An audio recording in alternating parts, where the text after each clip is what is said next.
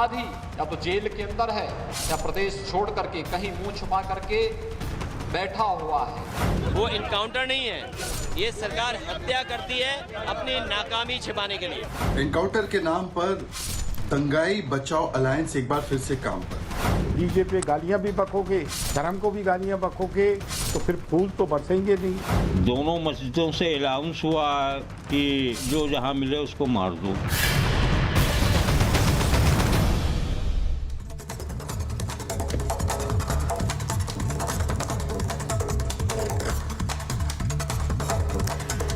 नमस्कार, आपके साथ मैं हूं सुजाता कुकरेती। आप देख रहे हैं अपना फेवरेट शो महाभारत, और महाभारत में आज एक अहम खुलासा करने वाले हैं बहराइच हिंसा को लेकर।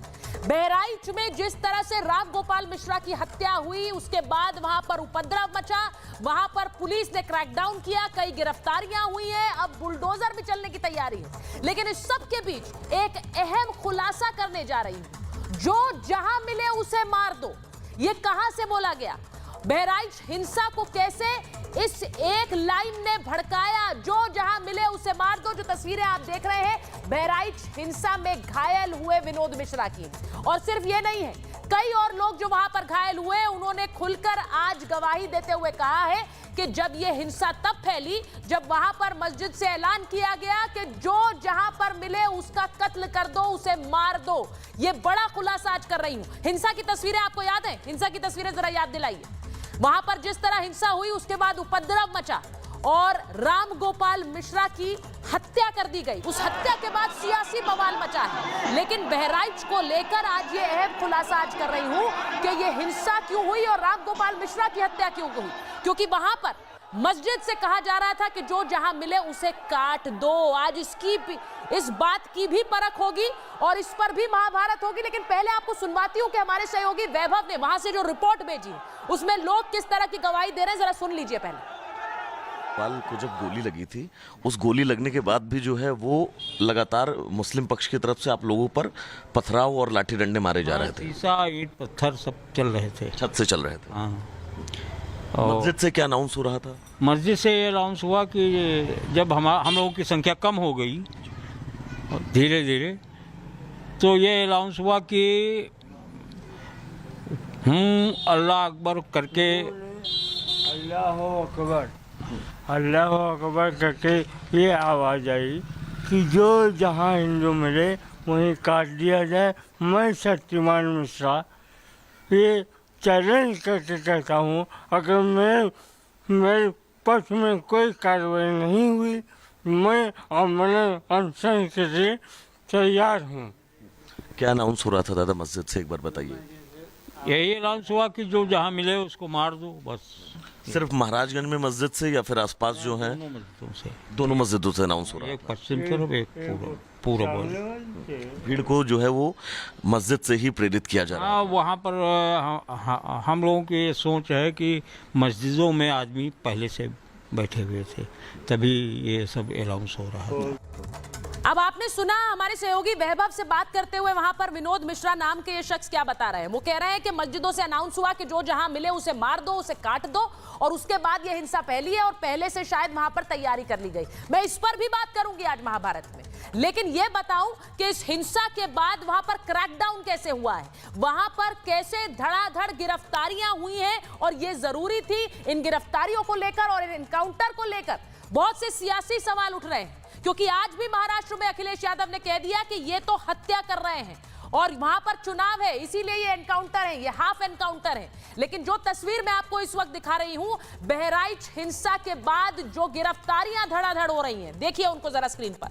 88 लोग गिरफ्तार हो गए, अभी बहुत से फरार हैं। पहले तो 5 आरोपियों को गिरफ्तार किया गया था, लेकिन उसके बाद सभी आरोपियों की निगरानी भी की जा रही है, यानी जिनको गिरफ्तार किया है उन पर सीसीटीवी से नजर रखी जा रही है। जेल के अंदर भी पुलिस का जो खुफिया तंत्र है वो नजर रख रहा है, और यह भी कि जेल के अंदर जवानों की भी संख्या बढ़ा दी गई है, क्योंकि जो हिंसा हुई उसके बाद से एक बड़ा क्रैकडाउन बहराइच में हो रहा है। गिरफ्तारी का आंकड़ा भी बढ़ सकता है, यह भी पुलिस कह रही है, और पुलिस उपद्रवियों की पहचान में भी जुटी है। और ये दोनों तरफ के लोग हैं जो वहां पर गिरफ्तार किए जा रहे हैं। जो वीडियो फुटेज है उससे पहचान की जा रही है कि किसने वहां पर आग लगाई, किसने वहां हिंसा भड़काई, किसने कत्ल किया और किसने उपद्रव मचाया। वीडियो फुटेज से एक एक पहचान की जा रही है। अब आपको मैं बताती हूं कि और क्या कार्रवाई वहां पर हो रही है। जो तस्वीरें आ रही हैं वहां पर चिन्हित किया जा रहा है, एक एक घर पर लाल निशान लगा दिया गया है जहां बुलडोजर चलने की तैयारी है। अब बुलडोजर कैसे चलेगा यह सवाल भी उठ रहा होगा, लेकिन वहां कहा जा रहा है कि जिन जिन लोगों ने उधर बहराइच में पीडब्ल्यूडी ने चिन्हित कर दिया है घरों को, और उसमें अब्दुल हमीद का भी घर है जो मुख्य आरोपी है, वो भी आपको आगे दिखाऊंगी, लेकिन पहले ये रिपोर्ट देख लीजिए।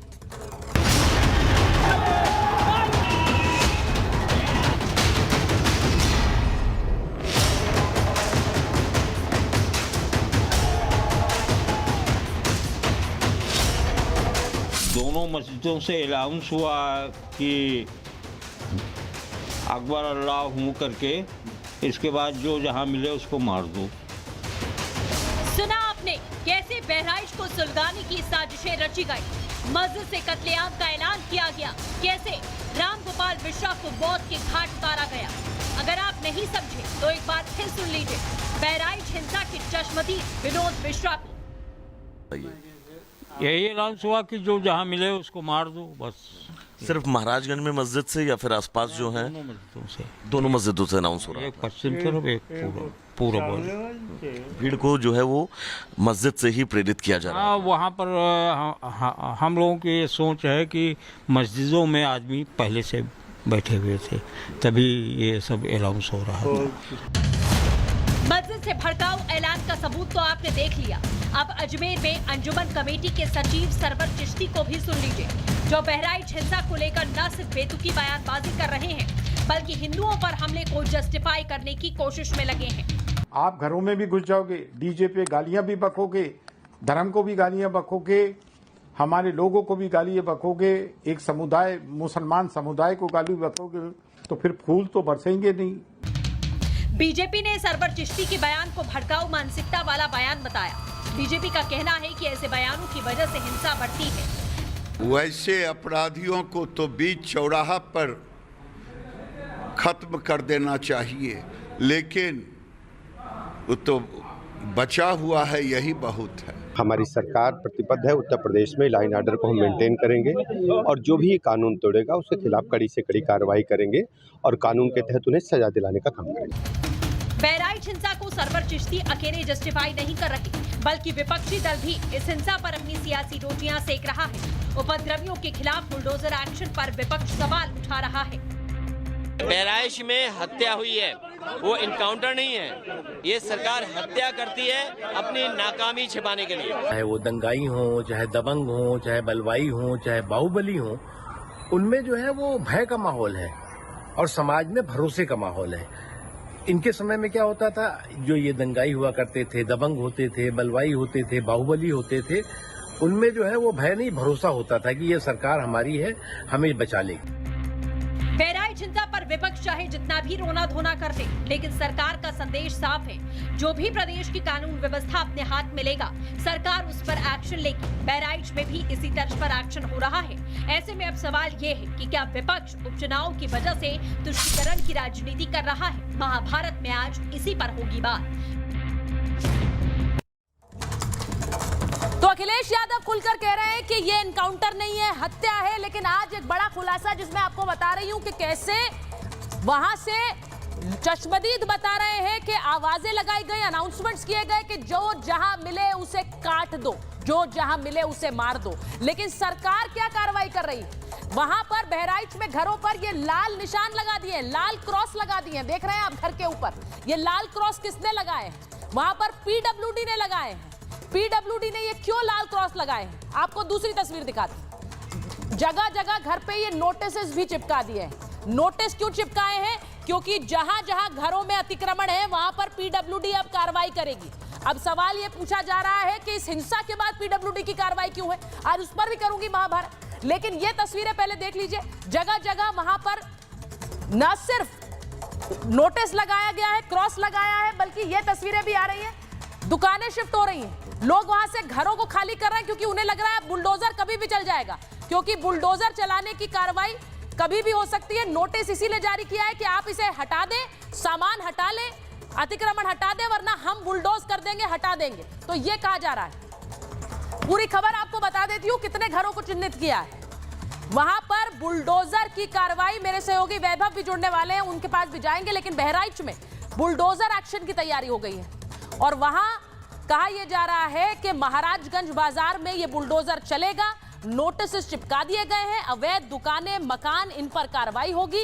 यह भी कि पीडब्ल्यूडी ने 23 मकानों को चिन्हित कर दिया है, जैसा आप देख रहे हैं। इसी तरह के लाल निशान लगा दिए गए हैं, बाहर से नोटिस भी चिपका दिए गए हैं और कहा गया है सामान हटा लो, अतिक्रमण हटा दो, वरना बुलडोजर चल जाएगा। मेरे सहयोगी वैभव भी मेरे साथ जुड़ रहे हैं।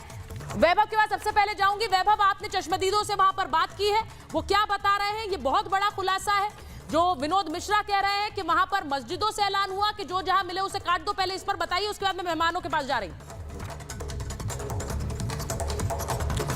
हाँ देखिए, बिल्कुल सुचारिता, जब हमने बात विनोद मिश्रा से की तो विनोद मिश्रा ने जो खुलासे किए वो वाकई चौंका देने वाले हैं, क्योंकि उस हिंसा के बीच लोग ये समझ नहीं पा रहे थे कि आखिर उस दरमियान हुआ क्या था, कैसे हिंसा भड़की और कैसे लोग इस हद तक जो है वो लोगों की जान लेने पर उतर आए। यानी कि जो खुलासे विनोद मिश्रा ने किए हैं उसके बाद अब तमाम तरह के सवाल भी उठ रहे हैं कि आखिर कौन से लोग थे जो लगातार अनाउंस कर रहे थे, और न सिर्फ अनाउंस कर रहे थे बल्कि सीधे तौर पर लोगों को टारगेट करके पहले से ही ये पूरी प्लानिंग की गई थी कि कैसे इस पूरी हिंसा को जो है वो अंजाम देना है। तस्वीर हम इस वक्त महाराजगंज की भी एक बार अपने दर्शकों को दिखा दें। आप देखिएगा यहाँ पर जो लोगों के घर के आगे टीन शेड लगे हुए थे वो आज सुबह से ही लोग हटा रहे थे, और आप देखिएगा ये जो शटर है वो शटर भी अब निकाल लिए गए हैं और दुकान के अंदर का ये पूरा सामान जो है वो लोग लेकर फिलहाल यहाँ से जा रहे हैं। और घरों को आगे का जो हिस्सा है, जो मानक के अनुसार जिसको टूटना है, जो अतिक्रमण में आ रहा है, उसको खाली किए जाने की कवायद तेज कर दी गई है। इसका सीधा मतलब ये है कि लोग मान रहे हैं कि वहां पर उन्होंने अतिक्रमण कर रखा था, क्योंकि पीडब्ल्यूडी ने जो नोटिस लगाए हैं उसके बाद वहां पर लोग अपना अतिक्रमण हटा रहे हैं। वैभव, जैसा आप बता रहे हैं, वैभव की आपने रिपोर्ट देखी, वैभव जो विनोद मिश्रा से भी बात कर रहे थे और बाकियों से भी बात की और ये अहम खुलासा सामने रखा है।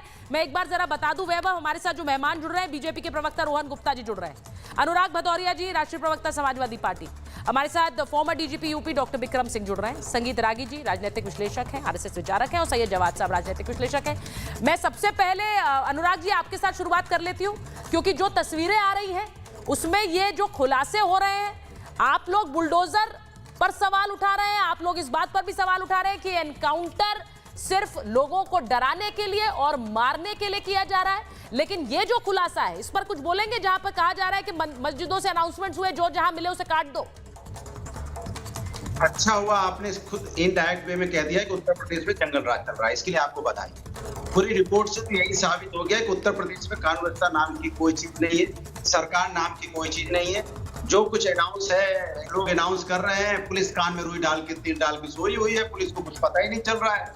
इससे तो जंगल राज हो गया ना। पुलिस है ही नहीं, इसके मतलब प्रशासन भी नहीं है, जो मन में आएगा वो पत्थर चलाएगा, गोली चला रहा है, नहीं ऐसा नहीं होगा। जो जहां पत्थर चलाएगा उस पर कार्रवाई होगी, फिर जब कार्रवाई होगी तो बहुत से सवाल उठाएंगे। अरे आप बोल लूं तो आप बोल लीजिए, वही तो कह रहा हूँ, उत्तर प्रदेश में जंगल राज चल रहा है ना, कोई किसी को गोली मार रहा है। और जब वहां पे जब जुलूस निकल रहा है तो जो जिम्मेदारी पुलिस की होनी चाहिए थी, हम मुस्तैदी से वहां पे लगे रहना चाहिए था, पहले उसकी एलआई हो जानी चाहिए थी। उसकी इंटेलिजेंस डिपार्टमेंट क्या कर रहा था, पुलिस सिस्टम क्या कर रही थी। अगर वो बच्चा उसमें चढ़ भी रहा था तो वहां पुलिस अगर मौजूद होती तो पुलिस उस घर को घेर लेती, घर में घेर के उस बच्चे को सुरक्षित नीचे उतार लेती, और पुलिस घर वाले बदमाशी कर रहे होते तो उस समय अरेस्ट कर लेती। इसका मतलब पुलिस प्रशासन था ही नहीं वहां पे, पुलिस प्रशासन नहीं था ना। तो इसके मतलब अगर ये जो हत्या, अनुराग जी मैं आपकी बात से सहमत हो जाती हूँ, आप यही कह रहे हैं ना, मैं आपकी बात से सहमत हो जाती हूँ। जो बात आप कह रहे हैं कि पुलिस प्रशासन वहां नहीं था, तो अब अगर जब कार्रवाई, अब पुलिस प्रशासन है और कार्रवाई भी कर रहा है, तो उस कार्रवाई को हम सही बोले गलत बोले,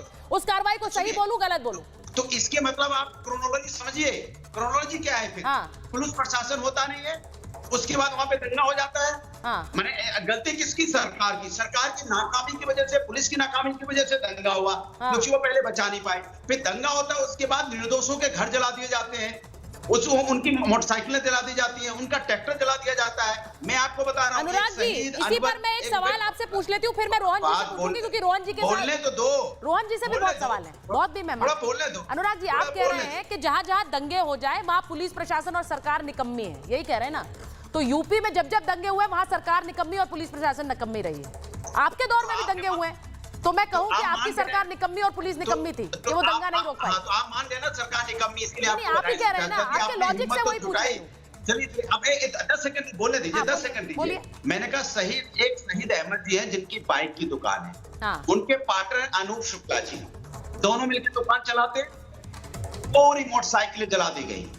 अनूप शुक्ला भी पार्टनर, और वो 1 करोड़ का उनका नुकसान हुआ।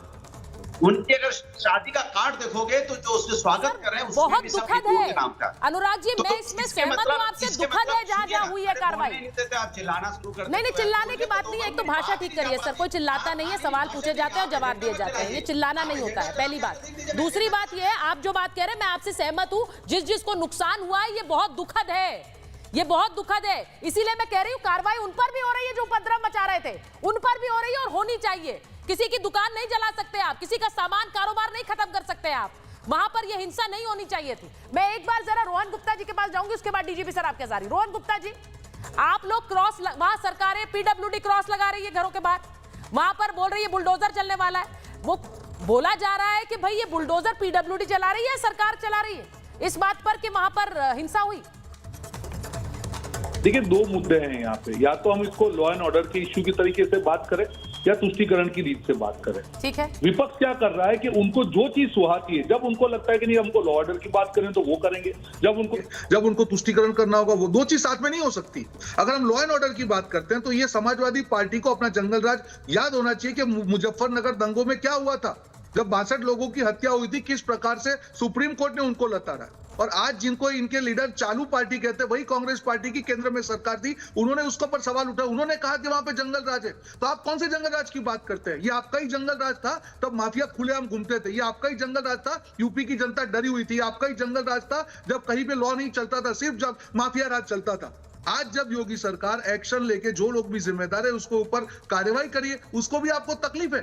देखिए मैं हमेशा एक चीज मानता हूं कि कभी भी कोई भी चीज सरकार की जिम्मेदारी होती है, अगर उनके शासन में कुछ होता है सरकार संवेदनशील है, उसके ऊपर एक्शन ले रही है, उसमें भी ये तुष्टीकरण कर रहे। एक व्यक्ति की हत्या हो जाती है, उसके ऊपर इनके मुंह से एक शब्द नहीं निकलता। मैं किसी चीज को जस्टिफाई नहीं कर रहा, उसके पहले जो हुआ वो भी गलत था, जो हत्या हुई वो भी गलत था। अगर सब चीज गलत हो सब चीज गलत है, या सही है तो सब सही है। आप पार्शियली नहीं कर सकते हैं कि आपको जो सुहाता है कि नहीं ये सही है ये गलत है, ऐसा नहीं हो सकता है। सरकार अपना काम कर रही है, आप लोगों की जिम्मेदारी है कि तुष्टीकरण से बाहर निकल के जो जिम्मेदार है सरकार को साथ दीजिए। और जंगल राज की तो आपको बोलने का 1% भी अधिकार नहीं है, पूरा देश आपके जंगल राज को देख रहा है। और भैया आपको बैठिए बोलने की क्या आदत है? मैं तो आपके बीच में नहीं बोला, निभा रही होती, अपनी जिम्मेदारी निभा रही होती तो आज आपको किसी ने लाइसेंस दे रखा है क्या बीच में बोलने होते? ठीक है अनुराग जी सुन लीजिए, अनुराग जी सुन लीजिए, मैं सवाल रोहन जी से भी पूछ रही हूँ, वो जवाब नहीं दे पा रहे हैं, आप भी सवाल आपसे भी पूछ रही हूँ, वो भी जवाब नहीं हो पा रहा है, क्योंकि ये दोनों एक क्रॉस फायर हो रही है। एक चीज बड़ा क्लियर है, वहां पर जो एक्शन हो रहा है, पुलिस का एक्शन होना चाहिए नहीं होना चाहिए, पुलिस का एक्शन एक तरफा है या 2 तरफा है, ये बहुत सारे सवाल हैं जो बहराइच पर अभी उठ रहे हैं। ये जो मैं बुलडोजर की कार्रवाई पर बात कर रही हूं, इस पर बहुत सारे सवाल उठ रहे हैं कि बुलडोजर कार्रवाई कैसे हो सकती है, उस पर तो रोक लगी हुई है, लेकिन वहां पीडब्ल्यूडी ने नोटिस लगाया। आप ये, मैं आ रही हूं सवाल पर, एक बार डीजीपी सर के पास जाऊंगी, एक बार डीजीपी सर के पास जाऊंगी। अनुराग जी एक एक करके सर बाकी मेहमानों के पास भी जाना है ना सर। डीजीपी सर मुझे एक बात बताइए, जो आज खुलासा अभी थोड़ी देर पहले हमारे सहयोगी वैभव की रिपोर्ट में हुआ, वहां पर कहा गया कि भाई अनाउंसमेंट्स हो रहे थे मस्जिद से, कहा गया जो जहां दिखे उसे काट दो। ये बड़ा हैरान करने वाला और विचलित करने वाली बातें हैं। अब आप सोचिए कि खौफ और डर उस समय वहां पर क्या रहा होगा, और वो अब बता रहे हैं। इसकी तफ्तीश भी होनी चाहिए, इस पूरे मामले की सघन जांच भी होनी चाहिए, लेकिन इसी के साथ साथ वो जो कार्रवाई वहां हो रही है, जो 88 लोग गिरफ्तार किए गए, उस पर भी जरा बोलिए कि वहां 88 लोग हैं, दोनों तरफ के लोग हैं, एक तरफा लोग नहीं है वहां पर। सुचरिता जी आपने बिल्कुल सही बिंदुओं पे इंगित किया है, और हर बात अनुराग जी की हमें डिसमिस नहीं करनी चाहिए। कभी कभी वो तथ्यात्मक बातें भी कर देते हैं। सबसे पहले उन्होंने अपने वक्तव्य में ये कहा कि उस लड़के को घर पे चढ़ने का अधिकार किसने दिया, बिल्कुल गलत था। इसी तरह आगजनी हुई निंदनीय है और दंडनीय है, और जिन लोगों ने की है उनको गिरफ्तार होना ही चाहिए। तीसरी चीज ये है कि अगर इसमें कोई पुलिस की चूक है जांच होगी, और इसमें जो भी अगर पुलिसकर्मी दोषी पाया जाता है प्रमाद के लिए, उस पर भी कार्रवाई होगी। और हमसे ज्यादा अनुराग जी जानते हैं कि पुलिस के कार्य में माफी का खाना नहीं होता है। लेकिन जिस तरीके से भयावह तरीके से कत्ल करने का जो आह्वान और ऐलान हो रहा था, उसमें भी पुलिस को हस्तक्षेप करना चाहिए था। हस्तक्षेप खैर अगर नहीं हुआ तो अब देखना होगा ये ऐलान कौन कर रहा था, किसने छूट दे दी कि कत्ल कर दो जहां जो मिल जाए। और जिस तरीके से जो ऐलान हुआ वो भी गलत, आगजनी हुई वो भी गलत, और जो 88 आदमी गिरफ्तार हुए हैं, अभी आपके टिकर में आ रहा था कि ये सोचा जा रहा है जनपद स्तर पे कि रासुका लगाने पर। अब सोचे नहीं, अब NSA लगा दें, गैंगस्टर एक्ट लगा दें, प्रिवेंटिव एक्शन लगा दें। इसमें इतनी कार्रवाई हो जानी चाहिए कि जैसे आज आपने ये दिखाया कि 25 घरों में क्रॉस लगा हुआ है, नोटिस लग गई 17 तारीख को, 72 घंटे का मोहलत दी है, 3 हिंदुओं के घर में है, इसमें किसी को कोई आपत्ति नहीं होनी चाहिए। अगर अतिक्रमण किया है तो आप क्या समझते हैं कि अगर अतिक्रमण किया है और अपराध किया है तो एक्शन नहीं होगा? है अपराध किया है तो अतिक्रमण करने की भी छूट मिल जाती है। न अतिक्रमण करने की छूट है, न अपराध करने की छूट है, दोनों पनिशबल हैं। अगर दोनों किए हैं तो प्रसाद और ज्यादा होना चाहिए। फिर तो मैं चाहूंगा सबसे पहले चरण में जिसने अतिक्रमण और अपराध दोनों किया है, रासुका सबसे पहले उन पर लगनी चाहिए। जो अखिलेश जी कह रहे हैं, मैं स्क्रीन पर वो भी चला रही हूँ, क्योंकि अखिलेश यादव महाराष्ट्र में, और उन्होंने वहां पर बड़ी बात कही है। उन्होंने कहा नफरत फैलाने का काम बीजेपी कर रही है। वो ये भी कह रहे हैं कि वहां बीजेपी ने एक एनकाउंटर किया जो हाफ एनकाउंटर था, ये सिर्फ डराती है समुदायों को कि वहां पर एक द्वेष बढ़ा रहे। मैं एक बार बड़ी खबर बता दूं, जो NSA की बात आप कर रहे थे डीजीपी, उसी को लेकर बड़ी खबर आ रही है कि हिंसा के आरोपियों पर NSA लगाने की तैयारी हो गई है। 5 से 10 आरोपियों पर NSA लगाया जा सकता है। आरोपियों के आपराधिक इतिहास भी खंगाल रही है पुलिस। अब आप सोचिए कि क्या इससे पहले भी ये अपराध कर चुके हैं, क्या इससे पहले भी इन पर कुछ धाराएं लग चुकी हैं। आपराधिक जो इतिहास है वो भी खंगाला जा रहा है, लेकिन इसी के साथ साथ इन पर रासुका लगाने की तैयारी की जा रही है। क्या वो कार्रवाई होगी? अब मैं प्रोफेसर रागी आपके पास एक बार आ रही हूँ। अनुराग जी, आप जवाब देना चाह रहे थे, मैं आपके साथ हूँ। उससे पहले प्रोफेसर रागी एक बार जरा बताइए, जो आज मैंने खुलासा दिखाया ये बड़ा विचलित करने वाला है सर, ये बहुत विचलित करने वाला है, और ये किसी भी तरफ से होगा तो ये उसी तरह से डराएगा। हम बार बार रामगोपाल मिश्रा की बात करें, कोई डिफेंड नहीं करता है। किसी के घर पे जाकर झंडा उतारना गलत कार्रवाई है, ये डीजीपी सर खुद कह रहे हैं। लेकिन वहां हत्या कर दो, किसी को लिंच कर दो, और उसके बाद ये अनाउंसमेंट्स। सुचेता, मैं भी आपकी बात से सहमत हूँ कि उन्हें नहीं चढ़ना चाहिए था, झंडा नहीं उतारना चाहिए था, वो गलत है। लेकिन झंडा उतारने की सजा किसी को मौत में दी जाएगी, यह भी समाज को स्वीकार नहीं है। दूसरी बात, जो मस्जिदों से जो आह्वान किया गया, जिसका जो रिपोर्ट आपने दिखाया है, मुझे थोड़ा उसमें कोई आश्चर्य नहीं लगता है, क्योंकि भारत में आज से नहीं, स्वतंत्रता से पहले से और उसके बाद से जहाँ जहाँ दंगे हुए हैं वहाँ पर मस्जिदों से इस प्रकार के ऐलान और षड्यंत्र रचे गए हैं। यही कारण है कि आपको दिखाई देगा कि यदि मस्जिद जिस इलाके में हो, मुस्लिम जिस इलाके में हो, वहाँ से यदि प्रोसेशन गुजरता है तो पता नहीं कहाँ से उनके पास नुकीले पत्थर आ जाते हैं, पेट्रोल बम की तैयारी हो जाती है, तमंचे आ जाते हैं। ये कोई एकाएक होता है, एकाध घटना घटती तो मैं मानता कि शायद एकाध पूर्व नियोजित नहीं था। लेकिन यदि हर बार यदि घटना घटती है और हर शहर में ऐसी घटना लगभग घट जाती है, हर साल ऐसी घटनाएं घट जाती है, तो इसका मतलब है कि ये पूर्व नियोजित सब रहता है। कहीं न कहीं वो चीज़ें हैं जो एक एग्रेशन बढ़ा है। और दूसरी बात मैं कहना चाहता हूँ, जिसको मैं बार बार दोहरा रहा हूँ, 2024 में संसदीय चुनाव में समाजवादी पार्टी और कांग्रेस पार्टी के एक जो बड़ी सफलता मिली है, उसमें जो है मुस्लिम लोगों का हाथ बहुत बड़ा है। मुस्लिम वोटिंग होने के कारण और उनकी जीतने के कारण उनके मंसूबे बढ़ गए, उनका मनोबल बढ़ गया है। और समाजवादी पार्टी तो गिरोह नहीं, आप ये कह रहे हैं कि एक मुस्लिम वोट बैंक को शील्ड करने की कोशिश कर रही है समाजवादी पार्टी, इसीलिए इस मामले में एक क्लियर स्टैंड नहीं है, वो एक तरफा स्टैंड ले रहे हैं, ये कह रहे हैं आप? दो बातें मैं कहना चाहता हूँ। देखिए, मुलायम सिंह पार्टी जो है चंबल के डकैतों को सहयोग से उन्होंने शुरू किया था और चंबल के डकैतों को उन्होंने खत्म भी किया था। ठीक है। दूसरी बात, जितने ये गिरोह हैं, जितने ये मुस्लिम आतंकवादी हैं, बदमाश हैं, गुंडे हैं, गिरोह हैं, ये सब कहीं ना कहीं कांग्रेस पार्टी से या तो संबद्ध रहे हैं या समाजवादी पार्टी से संबद्ध रहे हैं, और इनके लिए उन्होंने वोटों की उपज की है, खेती की है। आप ये बड़ा आरोप लगा रहे हैं, मुझे इस पर अनुराग जी का एक रिएक्शन लेना पड़ेगा प्रोफेसर आगे। जब भी ये सब होता है तो मैं अनुराग जी का एक रिएक्शन लूंगी, क्योंकि आप ये कह रहे हैं कि महासंरक्षण अपराध को दे रही है पार्टी, इसीलिए आज भी क्लियर स्टैंड में। जवाब सब आ रही हूँ एक बार, मैं अनुराग जी का इस पर रिएक्शन लूं, क्योंकि बड़ा आरोप समाजवादी पार्टी पर वो लगा रहे हैं। अनुराग जी, हाँ, ये बात कौन कह रहा है? प्रोफेसर आगे बोल रहे हैं। छोड़िए, उनकी बात कौन सीरियस लेता है? काहे के प्रोफेसर और नफरत की बात करने वाले, उनकी बात का जवाब तो हम लोग देते ही नहीं है, क्योंकि वो तो ऐसे ही बोलते रहते हैं। ऐसा सवाल ये है, मैं डीजीपी साहब की बात कर रहा हूँ। डीजीपी साहब ने एक बहुत अच्छी बात बोली जो मैं कह रहा था। ये बताइए, अब तक सब पे कार्रवाई हो रही है, एसएसपी पे कार्रवाई क्यों नहीं हो रही? डीएम पे कार्रवाई क्यों नहीं हो रही है?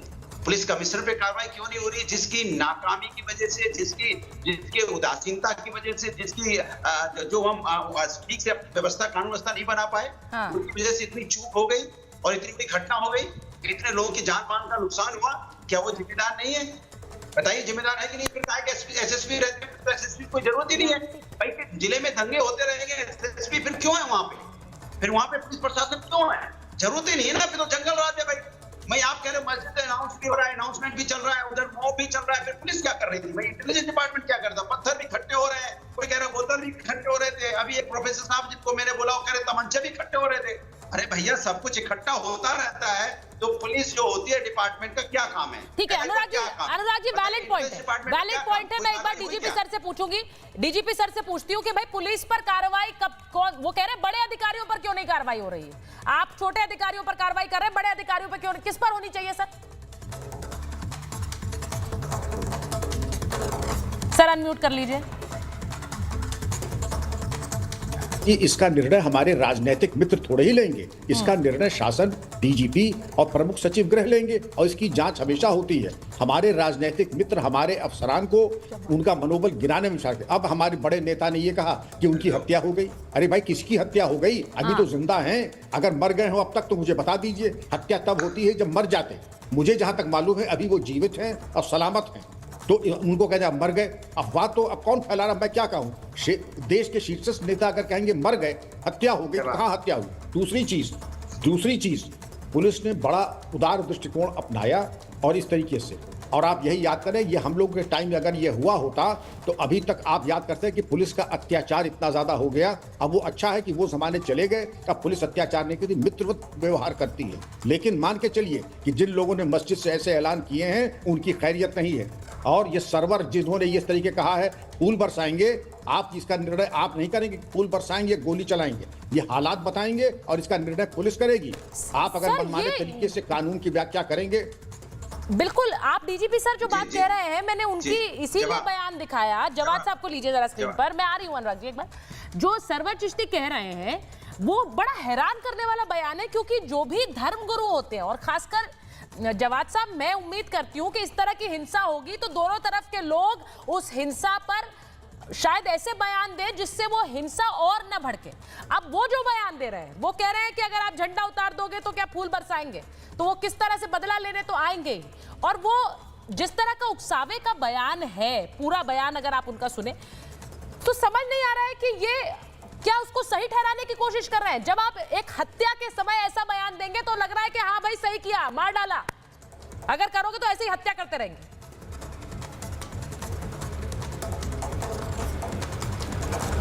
जवाब साहब, आवाज आ रही है? देखिए सुचारता जी, आपने ओपनिंग अपना जो वक्तव्य दिया उसमें एक बात तो बिल्कुल, क्या आवाज आ रही मेरी? जी जी आ रही, बोलिए बोलिए।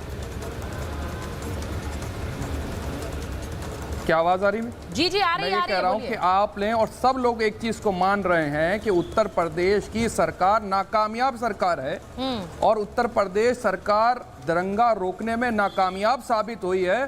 तो मैं ये कहता हूं कि नैतिकता के आधार पर योगी आदित्यनाथ जी को इस्तीफा दे देना चाहिए, या फिर केंद्र सरकार उनसे इस्तीफा मांग ले।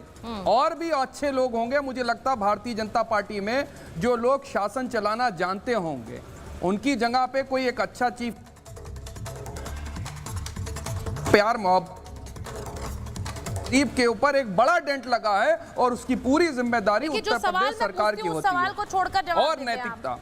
कोई मैंने बोला सरवर चिश्ती सही कर रहे हैं, वो कह रहे हैं कि अगर घर में घुसोगे तो फूल नहीं बरसेंगे। सुनिए तब यही ऐसी कार्रवाई होगी। सुनिए सरवर चिश्ती साहब के स्टेटमेंट से पहले उत्तर प्रदेश के अंदर किसने स्टेटमेंट ऐसे ऐसे दिए हैं जिनके ऊपर कार्रवाई होना चाहिए। और इस चीज की तो जिम्मेदारी है कि भाई हाँ बुलडोजर कार्रवाई हो रही है, लेकिन सुप्रीम कोर्ट के दिए हुए डिसीजन को मानने को तैयार नहीं होता। और जो भी धर्मगुरु स्टेटमेंट दे रहे हैं, जो भी कोई बोल रहा है, उनके खिलाफ भी अगर आपको लगता है तो आपके पास शासन प्रशासन सारी चीजें हैं। देखिए किस तरीके की सांप्रदायिक बातें कर रहे हैं। लेकिन ये दो तरफा जो है, ये बातें जो है, एक इस तरफ बात करी जाएगी, दूसरी उस तरफ बात करी जाएगी, ये नहीं चलेगा। आप बताइए क्या सुप्रीम कोर्ट, आप बुलडोजर लेकर के आ गए, बुलडोजर चला रहे हैं, सुप्रीम कोर्ट ने क्या डिसीजन दिया? बताइए रोहन जी, वो कह रहे हैं सुप्रीम कोर्ट ने कहा बुलडोजर नहीं चलेगा, आप बुलडोजर कैसे चला रहे हैं? जब सुनिए 10 सेकंड, ये रोहन गुप्ता जो है अभी भारतीय जनता पार्टी में आए हैं। 2013 के अंदर यूपीए सरकार दंगा रोकने के लिए कानून जब लेकर के आ रही थी तो पूरी भारतीय जनता पार्टी विरोध कर रही थी। क्यों कर रही थी? लेकर के आई और कानून बनाइए कि उत्तर प्रदेश के अंदर उसमें संशोधन करिए कि अगर कानून लेकर के आते हैं, अगर कहीं पर भी दंगा फसाद होता है तो तुरंत वहां के एसपी को सस्पेंड करा जाएगा। अच्छा ठीक है, आपने जो सवाल पूछा मैं रोहन गुप्ता जी से पूछ रही हूँ। रोहन गुप्ता जी वो कह रहे हैं सुप्रीम कोर्ट ने कहा बुलडोजर नहीं चलेगा, आप लोग बुलडोजर चलवा रहे हैं वहां पर, उसका जवाब दे दीजिए जरा। सुचिता जी प्लीज बोलिए। मैं जवाब देता हूँ। पहली बात अभी बात कर रहे थे जंगल राज की। आप याद करिए इनका शासन समाजवादी पार्टी का जो प्रकार का जंगल राज था, किसी की हिम्मत नहीं होती थी, सिर्फ माफिया का राज था। उनको कौन से मुंह से अधिकार है जंगल राज की बात कर? दूसरी बात मैं इंपॉर्टेंट बात करना चाहूंगा, आप किसी व्यक्ति ने गलत किया, अगर झंडा हटाया, बिल्कुल किसी भी व्यक्ति ने क्या गलत है, उसकी सजा कोई उसको मौत करके दे देगा, उसकी हत्या करके हो जाएगी। ये किसने किसी को राइट दे दिया? तीसरी बात, उनके धर्मगुरु कोई छोटे व्यक्ति नहीं है, वो अगर ये कहेंगे कि और क्या मिलेगा, मतलब आप तो हत्या को उकसा रहे हो। चौथी बात, आप हत्या के ऊपर कोई भी आदमी सवाल नहीं पूछ रहा है और एनकाउंटर पे आप सवाल कर रहे हो, तो ये किस प्रकार का आपका व्यवहार है? आप क्या देश की जनता को, राज्य की जनता को मैसेज देना चाह रहे हैं? आपके इसी बर्ताव के कारण आप जनता का विश्वास पूरी तरह खो चुके हो। और ये पीडब्ल्यूडी का एक्शन है, अगर इलीगल पीडब्ल्यूडी का अधिकार वैलिड पॉइंट है, इसमें कहां से आप वो आ गए? आप बात कर रहे हैं सुचित्रा जी, इनकी जो मानसिकता है पूरा देश देख रहा है कि सिलेक्टिव एक्टिविज्म, उनको लगता है उस चीज का विरोध करेंगे, उनको लगता है कि वोट बैंक पॉलिटिक्स में जो चीज उनको समर्थन करेगी उसके साथ खड़े रहेंगे। ये किस प्रकार का बर्ताव है? लॉ एंड ऑर्डर की बात है तो सरकार अपना काम करेगी।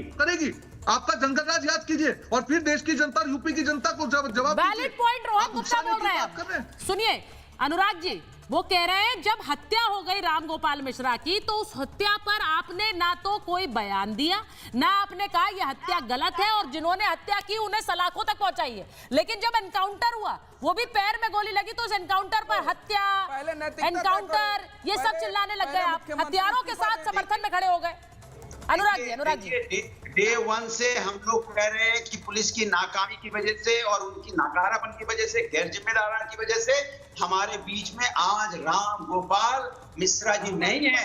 अगर पुलिस चौकन्नी होती और पुलिस मुस्तैद होती तो जब जुलूस निकल रहा था उसी समय उस घर को पुलिस वाले घेर लेते और आरोपी उसी समय अरेस्ट हो जाते और हमारा राम गोपाल मिश्रा जी हमारे आपके बीच में होते।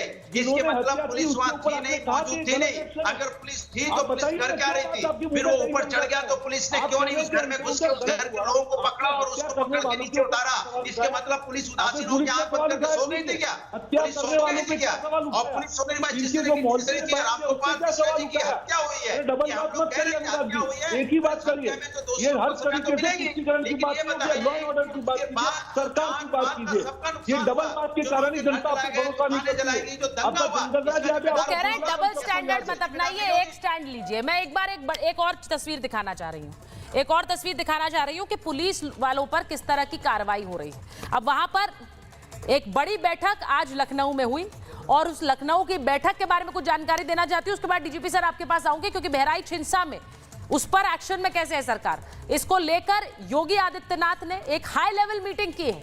जो तस्वीर आप इस वक्त देख रहे हैं, सीएम योगी ने ताजा हालात पर चर्चा की है और उस बैठक में डीजीपी प्रशांत कुमार शामिल थे, जिनको आप इस तरफ देख रहे हैं, और दूसरी तरफ ADG law and order Amitabh Yash, वो भी इस बैठक में मौजूद थे। उनकी तस्वीर आपने बहराइच में भी देखी, क्योंकि वहां उन्हें भेजा गया था। अब डीजीपी ने मुख्यमंत्री को हिंसा की रिपोर्ट भी सौंपी है, और ये भी कि रिपोर्ट में अफसरों की लापरवाही का जिक्र है। अनुराग जी, जो बात आप कह रहे थे, रिपोर्ट के आधार पर अफसरों पर गाज गिरने वाली है।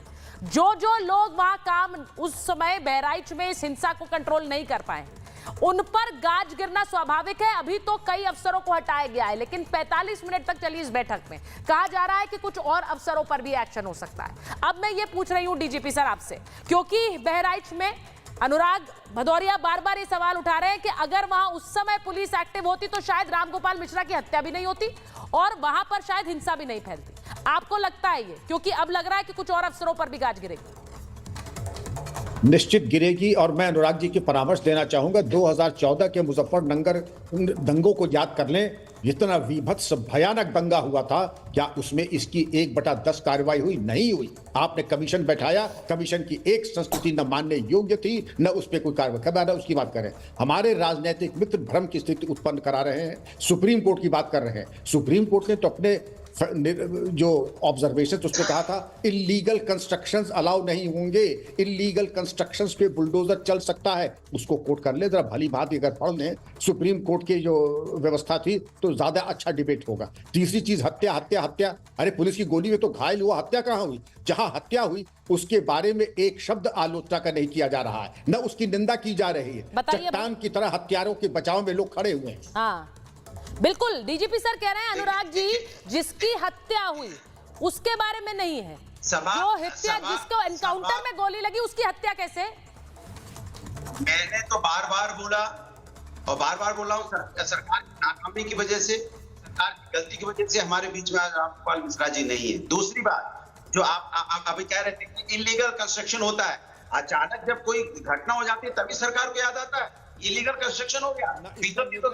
अधिकारी कार्रवाई नहीं, इसका निर्णय विभाग करेगा ना, इसका निर्णय आप नहीं करेंगे। कौन करेगा भाई? सरकार आप नहीं करेंगे अनुराग जी। क्या नहीं, सरकार 7.5 साल से सरकारी आप नहीं करेंगे क्या? इसकी टाइमिंग का निर्णय आप नहीं करेंगे, अवसरवादिता नहीं करेगी, तो सरकार के अधिकारी क्या करते रहते हैं? लोकप्रियता नहीं करेगी। ये बड़ा इंटरेस्टिंग है। हालात होंगे, सुनिए, जब आएगा तब होगा, पता नहीं चलता यहाँ इलीगल कंस्ट्रक्शन हो गया। रोहन गुप्ता जी और सैयद जवाद जी, रोहन गुप्ता जी और सैयद जवाद, ये बड़ा इंटरेस्टिंग है कि वहां पर जहां पर हत्या हो गई, जहां पर एनकाउंटर हुआ है, उस हत्या के पीछे जो हत्यारे हैं वो जिम्मेदार नहीं है, वहां पर भी पुलिस जिम्मेदार है। पुलिस की जिम्मेदारी है, पुलिस की जवाबदेही है, उससे कोई बच भी नहीं सकता है सैयद जवाद। लेकिन पुलिस की जवाबदेही के साथ उन हत्यारों पर बोलने से क्यों बचते हैं राजनीतिक दल भाई? क्योंकि वो एक विशेष समुदाय के हैं। अभी रोहन गुप्ता जी ने कहा वहां वोट बैंक दिखता है, वोट बैंक दिख रहा है, इसीलिए नहीं बोल रहे।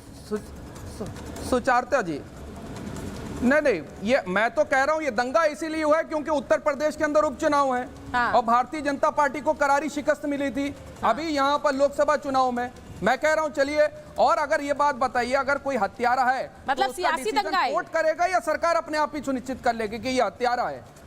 नहीं, आप बताइए मुझे, दंगा हो जाना सरकार की सबसे बड़ी नाकामयाबी है। हाँ। सरकार की देख रेख में, अगर देखिए, जब उत्तर प्रदेश में समाजवादी पार्टी की सरकार थी और दंगा हुआ था तो अखिलेश यादव रिस्पॉन्सिबल थे।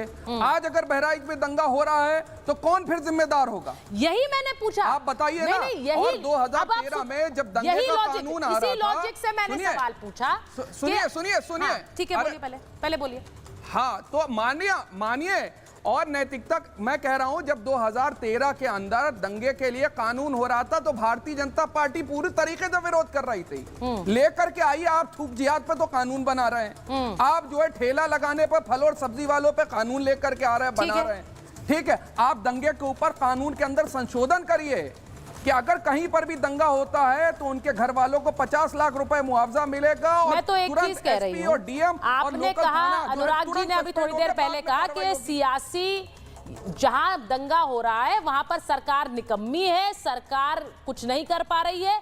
तो अभी सैयद जवाद जो कह रहे हैं अनुराग जी कि जब अगर मुजफ्फरनगर दंगा हुआ तो आपकी सरकार भी निकम्मी थी, आपकी सरकार कुछ नहीं कर पा रही थी। अगर आप हाँ कहते हैं तो यहाँ भी हाँ है, अगर वहां ना है तो यहाँ भी ना है। डबल सवाल स्टैंडर्ड ये है कि भारतीय जनता पार्टी की तो अपनी कोई जिम्मेदारी लेने को तैयारी नहीं होती है।